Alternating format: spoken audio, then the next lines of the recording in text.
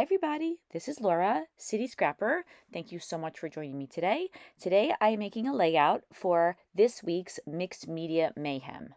This week we are scrap lifting a beautiful layout that was made by someone on the Ranger Ink design team. It has a beautiful background and I'm doing my own take on it, but you'll absolutely see how I got my inspiration from this layout. I'm using a 2-inch brayer, some Waverly acrylic paints that I got years ago in Tuesday Morning when they used to have amazing bargains. And I'm also using a piece of thick white cardstock that I have covered with some Liquitex white gesso. I'm going to have 3 different kind of stripes in the background. As you could see, one is green, one is yellow, and one is pink. I watered down the acrylic paint a little bit. I didn't want the areas to be super solid. I wanted there to be some of the background showing through just so the areas would look more interesting.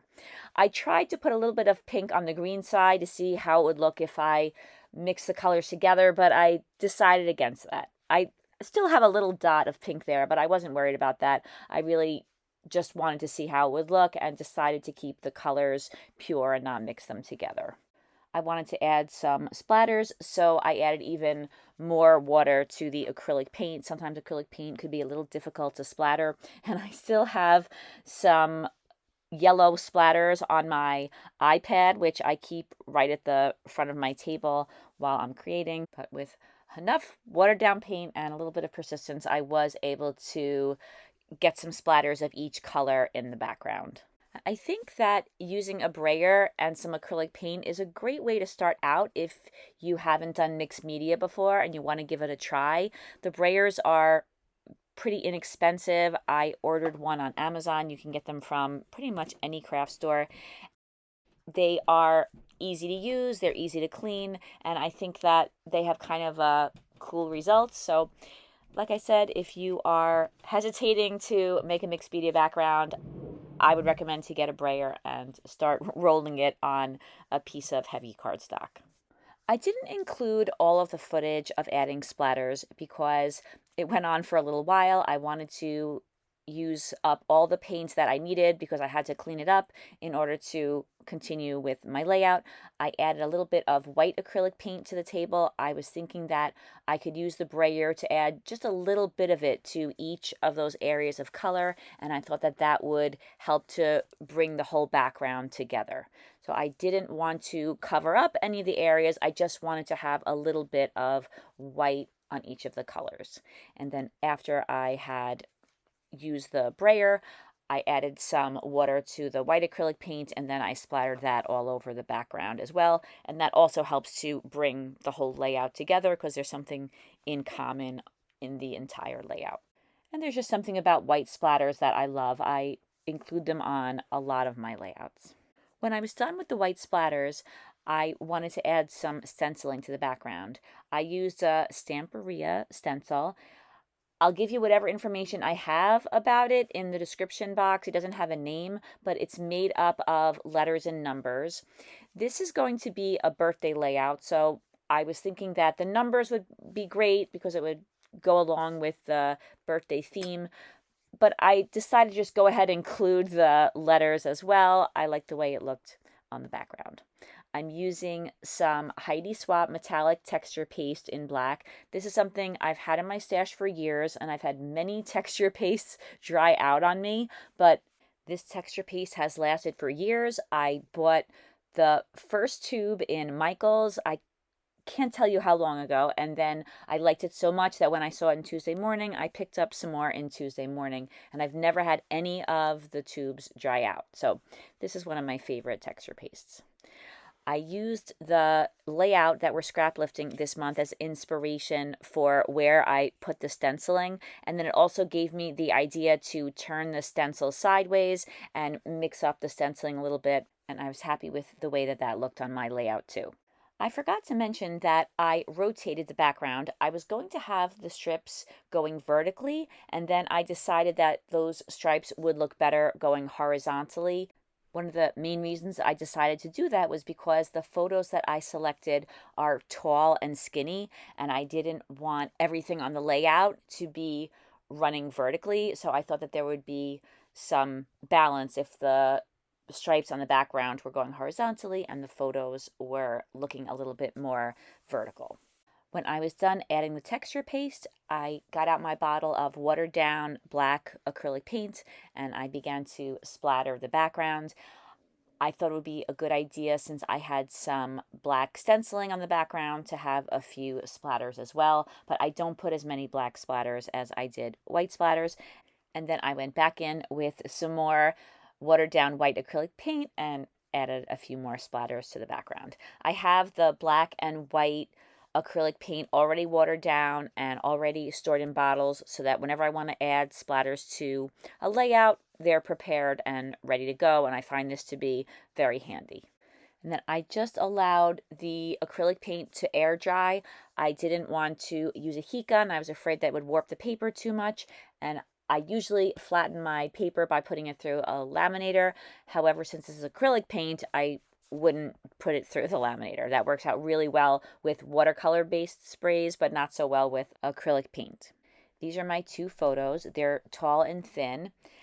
They had put some sparklers of some kind on the table for my daughter's birthday dinner, and I wanted to get all of the sparkles in the pictures, but I didn't want the pictures to be too large, so I did cut them into tall, thin photos. I mounted them on some white cardstock and then again on some black cardstock.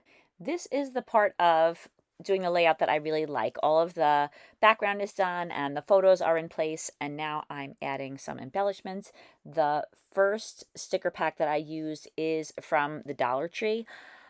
I don't buy a ton of stickers from the Dollar Tree. If they have stickers that I really like, I will pick them up, and I did really like this birthday set. I thought it would go with a lot of the collections that I have, so I found that these colors in the sticker pack went really well with the colors that are on the layout. So I picked out a sentiment that says "For You." That will be the title of the layout. I also found some balloons. I thought those balloons were adorable. And then I also found that I had some Paper House birthday themed stickers that went well with the colors, so I started adding those as well. I have some sentiments and some cupcakes. The candles that I'm adding between the two photos, those are from the Dollar Tree pack.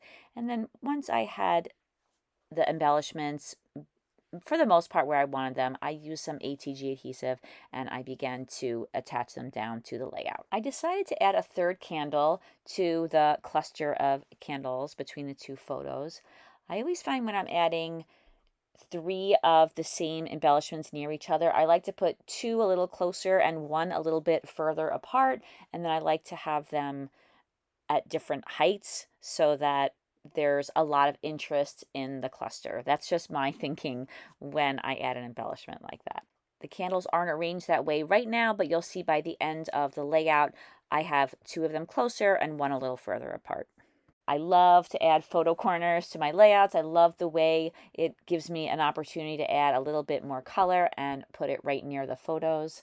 The yellow paper is a scrap from my yellow scrap envelope, but I also used a collection called Party Girl made by Photoplay. I didn't have a lot of it. I had a few pieces of the 12 by 12 inch collection, and then I had a 6 by 6 inch pad, so I used whatever I had to punch out some photo corners using an EK Success photo corner punch, and I varied up the colors because it's a birthday layout.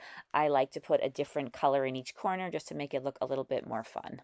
I thought it would look cute to have some enamel dots on top of the cupcakes to look a little bit like cherries, so I added two enamel dots that were a little bit on the larger side of enamel dots to each of the cupcakes. I also had a pack of Park Lane adhesive stars in my stash, and I thought that I would sprinkle those around the background to add yet another shape and texture, but nothing too overwhelming because they're very tiny. And then I mixed some very, very small self-adhesive rhinestones in with the stars, again, just to add a little bit of variety to the background. And I just continued adding the stars and the little rhinestones until I was happy with the way the background looked. Then I was thinking that the title "For You" would look nice with some very, very tiny enamel dots in all different colors, so I pulled out all of the matching colors and I picked out the smallest enamel dot I could find in each color and placed it on the sticker. And there are a lot of colors on the layout, but I stuck with the yellow, pink, green, and blue color scheme. I kind of thought the layout was going to be done at that point, but then a couple of days later I looked at it and I thought it needs a little something else. So I used some dies that I have in my stash. I'm sorry, I don't know the manufacturers, but they are 3 different banner dies. I cut them out of black cardstock, and then I used the same dies and I cut them again, and this time I used some of the same pattern paper, the Photo Play Party Girl collection that I had used earlier. I used the black banners as the base because I knew that if there was black against the background, there would be contrast between the banners and the background. And then I used some of the die cuts that I cut out in the pattern papers. I cut those apart, and then I paper pieced those pattern papers onto the black banners, and using the black border helped the banners to be colorful but not match right in with the background.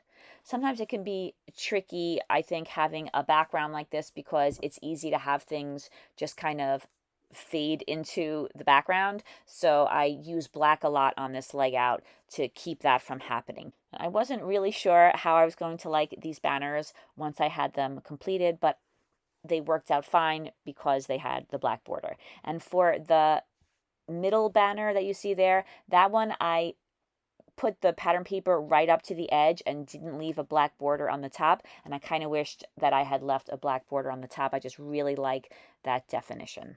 I did the same thing with the For You sticker. I put a black background on it, and even for the cupcake that you'll see in a little bit that is underneath the For You sticker, I put a little tiny piece of black cardstock behind that sticker on the bottom just to ground it a little bit and to keep that from fading in to the background.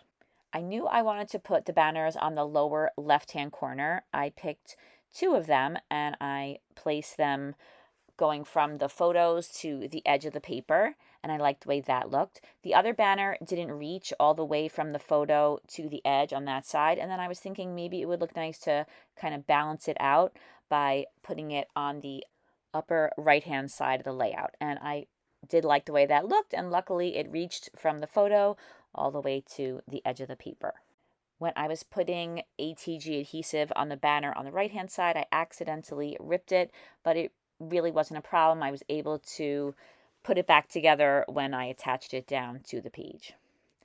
Once I had the banners in place, I went back to my enamel dots. I got out the same colors and I decided to put small enamel dots on each of the banners.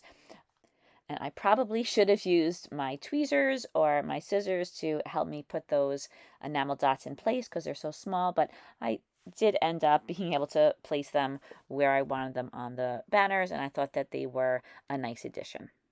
That completes this layout, and here are some close-ups. Thank you so much for watching, everybody. Please take a look in the description box. The Mixed Media Mayhem scrapbookers are incredibly talented, and I absolutely love watching all of their videos. I hope that you will check them out. The links are in the description box.